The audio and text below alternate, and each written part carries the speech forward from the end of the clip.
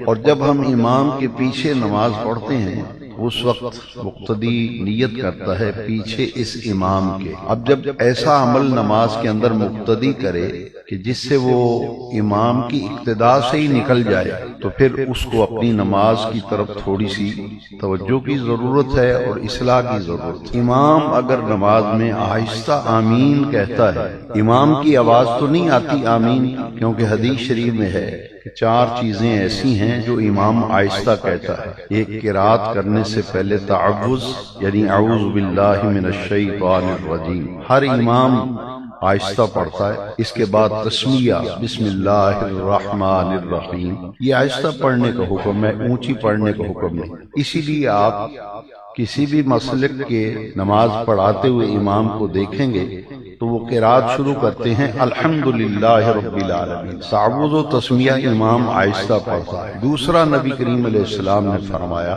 کہ امام جب کہتا ہے سمع اللہ لمن حمدہ تو مقتدی آہستہ کہیں ربنا لک الحمد، اور اس میں اگر حدیث شریف میں جو ذکر آیا حمدن کثیرن طیبن مبارکن فیہ، یہ پڑھنے سے نماز کے اندر دل لگتا ہے، نماز کا شوق پیدا ہوتا ہے، نماز کی نورانیت دل پر اثر کرتی ہے۔ جب امام پڑھے سمع اللہ لمن حمدہ، مقتدی کہے ربنا لک الحمد، اگر وقت ہو تو پڑھے ربنا لک الحمد حمدن کثیرن طیبا مبارکن فیہ۔ یہ پڑھنے سے نورانیت پیدا ہوتی ہے، روحانیت پیدا ہوتی ہے، نماز میں دل لگتا ہے، ذوق اور شوق پیدا ہوتا ہے، اور سب سے بڑی بات یہ ہے کہ اللہ کا قرب حاصل ہوتا ہے۔ تو امام کی اقتداء کا مطلب ہی یہ ہے کہ پیچھے اس امام کے، امام صاحب اللہ اکبر کہہ کر سجدے میں چلے جائیں تو ایک آدمی کھڑا رہے سجدے میں ہی نہ جائے تو اس کی نماز ہو جائے گی، یا امام صاحب سے پہلے اللہ اکبر کہہ کے سجدے میں چلا جائے تو اس کی نماز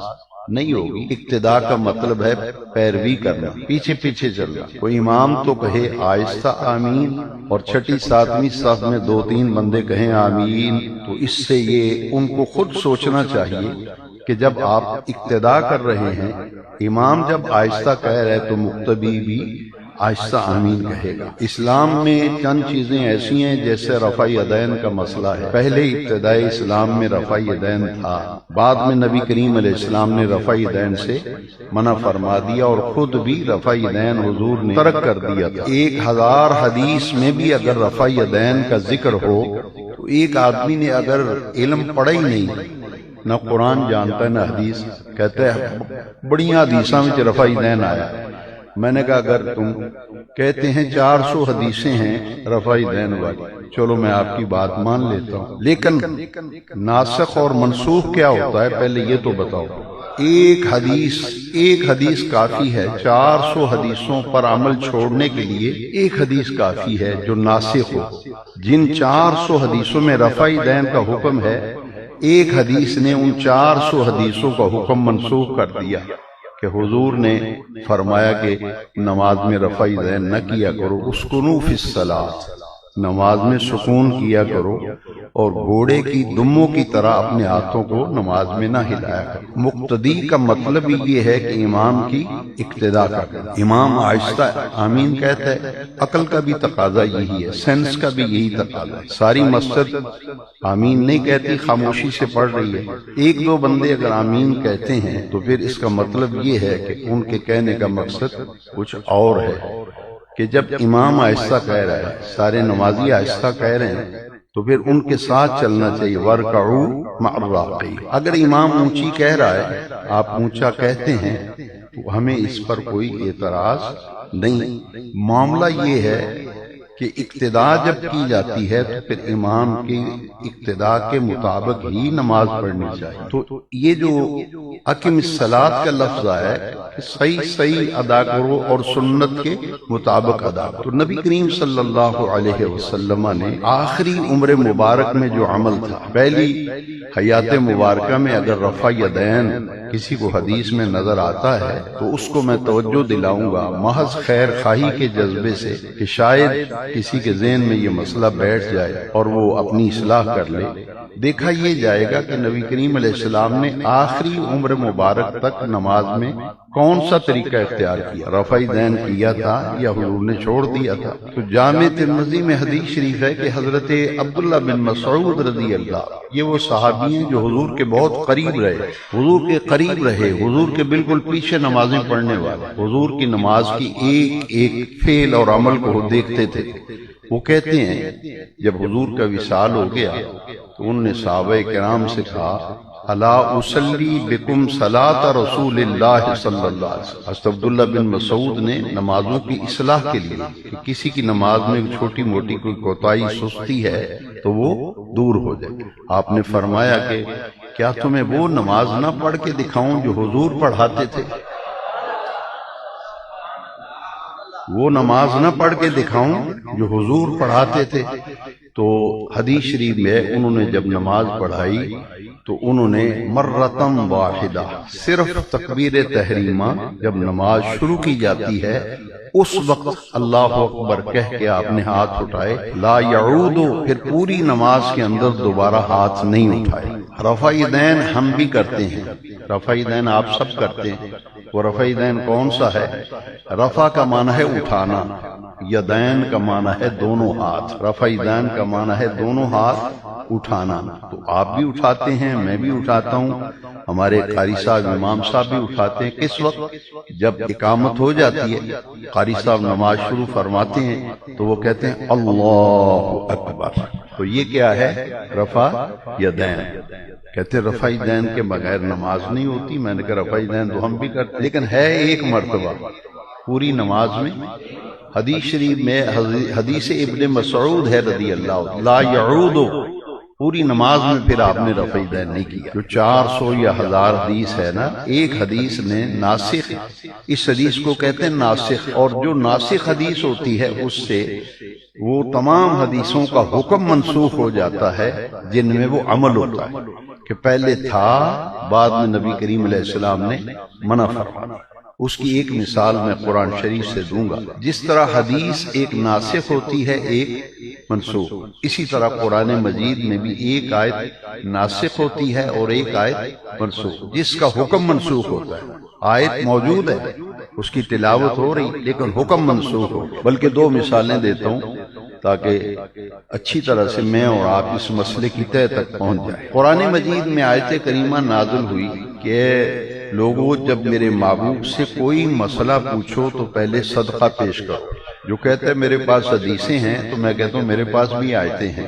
آیت ہے کہ صدقہ دو اور مسئلہ پوچھو، صدقے کے بغیر مسئلہ نہیں پیش کرو نذرانہ اور مسئلہ پوچھو۔ اس پر صرف ایک ہستی نے عمل کیا ہے، صرف ایک ہستی نے۔ جب یہ آیت نازل ہوئی تو حضرت سیدنا علی المرتضیٰ مولا کائنات حیدر کرار اسد اللہ الغالب نے مسئلہ پوچھا تو صدقہ پیش کر کے مسئلہ پوچھا۔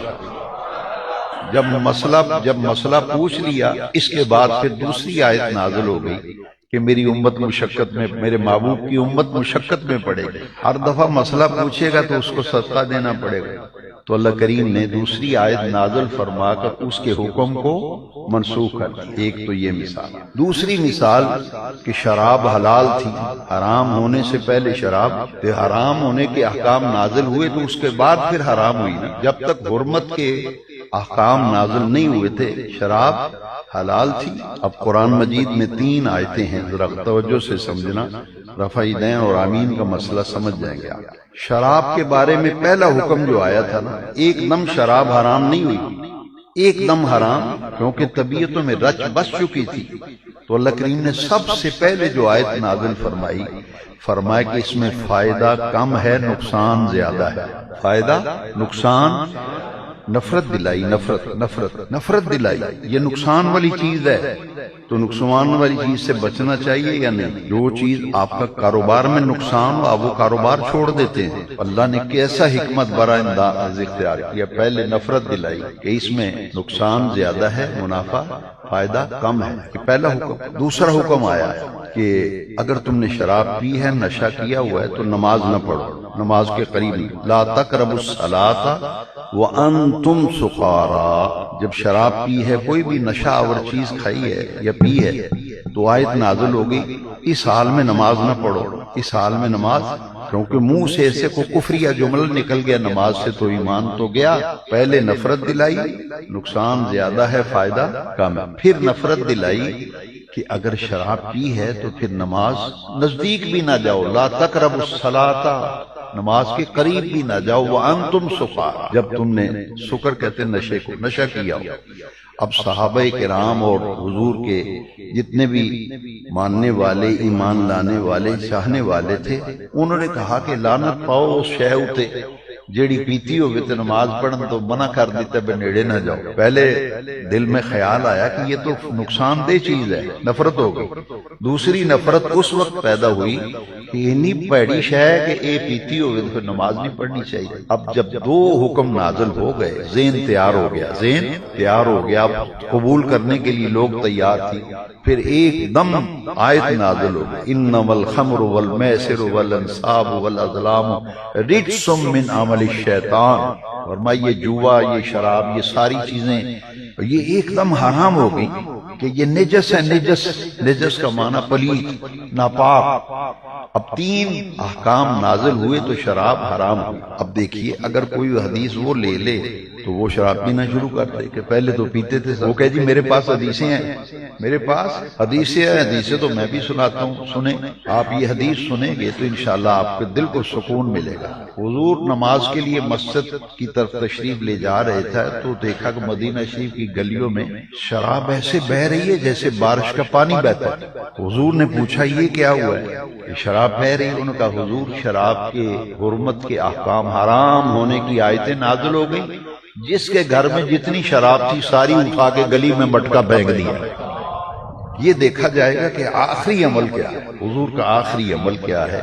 تکبیر تحریمہ پوری نماز میں صرف ایک مرتبہ ہے، رفع یدین، اللہ اکبر، باقی منسوخ ہو گیا۔ کوئی اگر کرتا ہے ہم اسے منع نہیں کریں گے، اس کا عمل کرے، آمین کہتا ہے کہے، ہم منع۔ مسئلہ صرف یہ ہے کہ کسی دوسرے مسلک کی مسجد میں جا کے وہاں کا ماحول خراب کرنا، اصل معاملہ یہ ہے۔ ورنہ رفع دین کوئی کرے ہمیں کوئی اعتراض نہیں، وہ اس کا عمل ہے کرے، آمین کہتے ہیں اس کا اپنا عمل ہے۔ لیکن یہ دیکھو کہ جس مسجد میں پڑھ رہے ہو اس کا امام آمین آہستہ کہتا ہے یا اونچا کہتا ہے؟ اگر آپ کا امام اونچی کہہ رہے تو آپ کہیں اونچی، ہمیں کوئی اعتراض نہیں ہوگا۔ لیکن جس مسجد میں جماعت سے پڑھ رہے ہیں تو امام صاحب تو آہستہ پڑھ رہے ہیں، پھر مقتدی کو بھی سمجھ آئی نہیں آئی؟ روکتے نہیں ہم، کوئی یہ کہے کہ روکتے نہیں، نماز پڑھو، لیکن ماحول جو ہے مسجد کا ماحول اسے خراب نہ کرو۔ میں نے ایک دو دفعہ آپ کو پہلے بھی سمجھایا کہ ہر مسلک کی اس لیے مسجد الگ ہے کہ اپنے طریقے کے مطابق سکون سے نماز پڑھیں، اپنے طریقے کے مطابق کوئی خرابی نہ پڑے۔ اب مجھے ایمان سے بتاؤ کہ آپ کسی دوسرے عقیدے والی مسجد میں جا کے نماز کے بعد کلمہ شریف کا ذکر کرنے دیں گے؟ آپ کو درود شریف پڑھنے دیں گے؟ الصلاۃ والسلام علیک یا آئے نماز پڑھے، خاموشی سے نماز پڑھ کے گھر جائیں۔ کسی صرف اس مسجد کی نہیں بات، کسی بھی مسجد میں جا کے خرابی نہ ڈالیں۔ کسی بھی مسجد میں آپ اونچی پڑھتے ہیں لیکن کہیں ایسے گئے جہاں اونچی نہیں پڑھتے تو میں آپ سب کو مشورہ دوں گا آپ بالکل آہستہ پڑھیں، خاموش ہو، کیونکہ خرابی پیدا کرنا، پریشانی بنانا، ماحول کو خراب کرنا یہ بات درست نہیں ہے۔ تو اس آیت میں جو حکم ہے کہ جب بھی نماز ادا کی جائے گی تو حضور کے طریقے کے مطابق ادا کی جائے گی۔ الحمدللہ اللہ کریم نے مجھے توفیق دی۔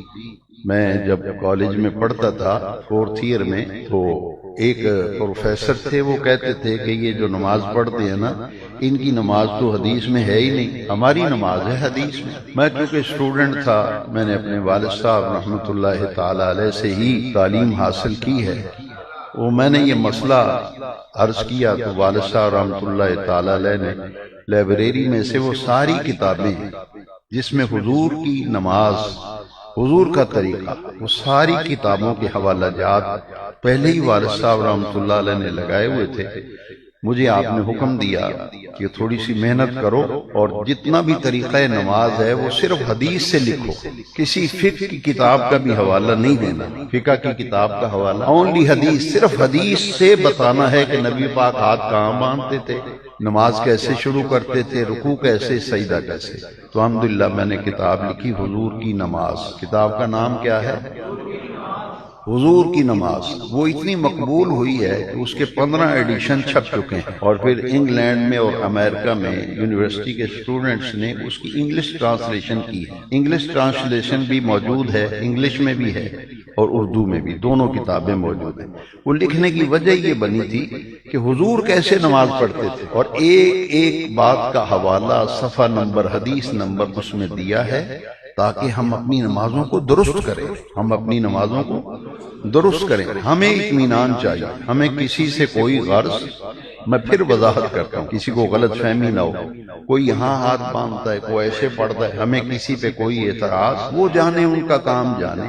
مجھے تو آپ کس سے محبت ہے، میں تو یہ چاہتا ہوں کہ آپ کو یہ پتا ہو کہ ہم جو نماز پڑھتے ہیں ان سے کسی سے بحث کرنے کی ضرورت، کسی سے الجھنے کی ضرورت، آپ کا اتما اطمینان قلبی ضروری ہے۔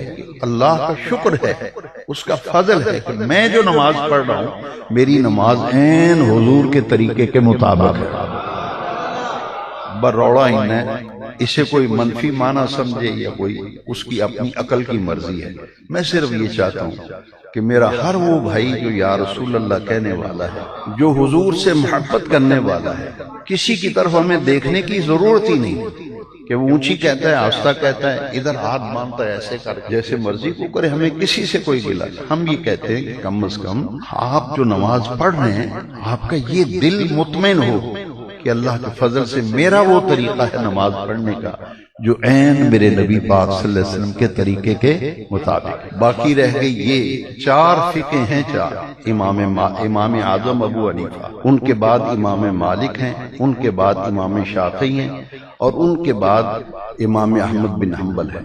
امام اعظم ابو حنیفہ کے ہم مقلد ہیں، اس لیے کہ امام تو 4 ہیں فقہ کے، اور چاروں امام برحق ہیں۔ چاروں اماموں میں سے کسی امام کے طریقے کے مطابق اگر کوئی نماز پڑھتا ہے تو اس کی نماز صحیح ہے۔ مالکی طریقے سے پڑھے، حنفی طریقے سے پڑھے، حنبلی طریقے، شافعی، کیونکہ امت کا اجماع ہے کہ جتنا بھی اختلاف تھا 4 حصوں میں تقسیم ہو گیا، لہذا چاروں فقہ برحق ہیں۔ امام اعظم ابو حنیفہ کے ہم مقلد اس لیے ہیں کہ باقی 3 جو امام ہیں ان کی کسی صحابی سے ملاقات نہیں۔ ہم جو حنفی ہیں نا، ہم حنفی ہیں، ہمارے امام نعمان بن ثابت امام اعظم ابو حنیفہ کی 11 صحابہ کرام سے ملاقات ہے۔ کتنے؟ ہمارے امام صاحب نے، جو ہم حنفی طریقے سے نماز پڑھتے اس لیے پڑھتے ہیں کہ حضور کا یہ طریقہ ہے، یہ حضور کی یہ نماز ہے جو ہمارے امام صاحب نے 11 صحابہ سے لی ہے۔ کتنے صحابہ سے؟ 11 صحابہ کرام سے۔ اس لیے بس یہ معاملہ ہے کہ محبت، پیار، اخوت اور رواداری قائم رکھتے ہوئے اپنے طریقے پر مضبوطی سے قائم رہو، کسی سے الجھو نہ، کسی سے بحث کرنے کی ضرورت نہیں، اپنا اطمینان قلبی رکھیں، اور اس کے لیے اگر ممکن ہو تو حضور کی نماز کتاب کا مطالعہ 1-2 دفعہ ضرور کریں۔ اس سے ہماری نمازیں بھی ٹھیک ہو جائیں گی، اور نمازیں صحیح کرنے کے لیے یہ دیکھنا پڑے گا کہ حضور کا طریقہ کیا تھا۔ الحمدللہ آج بھی حنفی نماز جو ہے یہ عین اس طریقے سے مطابق۔ باقی شافعی، مالکی، حنبلی انہوں نے جو طریقہ نماز کا اس میں تھوڑا بہت مختلف ہے، لیکن یہ ہے کہ ہے برحق۔ لیکن اس کا پھر شافعی المذہب ہونا، مالکی ہونا، حنبلی ہونا ضروری ہے۔ جو یہ کہے کہ میں کسی امام کو مانتا ہی نہیں، کسی امام کو، اسے کہتے ہیں غیر مقلد۔ جو کسی کو مقلد کسی کا ہے ہی نہیں، کسی کو امام ہی نہیں مانتا۔ اور یہ فقہ کے 4 امام ہیں، ان چاروں میں سے جس کی بھی کوئی اقتداء کرتا ہے وہ اس کی نماز صحیح ہے، نماز ہو جاتی ہے۔ صرف یہ ہے کہ دوسرے طریقے والوں کو جا کے پریشان کرنا، ان کے ماحول کو خراب کرنا، یہ بات ناپسندیدہ ہے۔ اس لیے میں نے یہ ضروری تھا کہ آپ کی توجہ دلا دوں کہ مسئلے کی تہہ تک پہنچا کریں، سطحی ذہن سے بات نہ سوچا کریں۔